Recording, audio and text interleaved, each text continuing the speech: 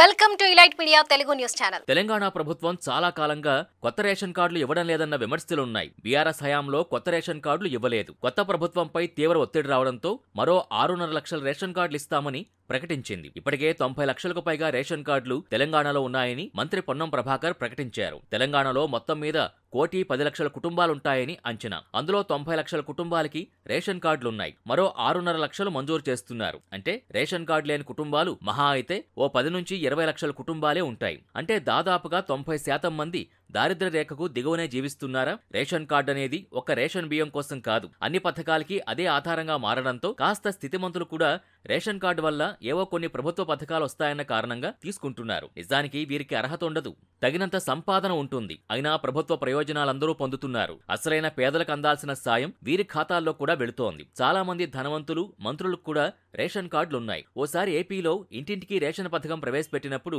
మంత్రి అప్పలరాజు తన ఇంటికి రేషన్ వచ్చిందని గొప్పగా సోషల్ మీడియాలో ప్రకటించుకున్నారు. అప్పటికే ఆయన డాక్టర్, ధనవంతుడు కూడా. మరి రేషన్ కార్డు ఎలా ఉంది? రేషన్ బియ్యం ఎలా తీసుకున్నారు? ఆయన మంత్రి కాబట్టి బయటపడ్డారు. బయటపడని వాళ్లు లక్షల్లో ఉన్నారు. కానీ ప్రభుత్వాలు మాత్రం ఈ అనర్హులకున్న రేషన్ కార్డులను తొలగించడానికి ధైర్యం చేయలేకపోతోంది. కుటుంబాల కన్నా ఎక్కువ రేషన్ కార్డులున్నప్పటికీ ఒక్క రేషన్ కార్డు కూడా తొలగించబోమని మంత్రి పొన్నం ప్రభాకర్ చెబుతున్నారు. అలా తొలగిస్తే ఓట్లు పోతాయని వారి భయం. ప్రజాధనం ఇలా అనర్హుల చేతుల్లోకి రేషన్ కార్డు వల్లే పోతున్నా సంస్కరించడానికి ప్రభుత్వాలకి ధైర్యం చాలడం లేదు.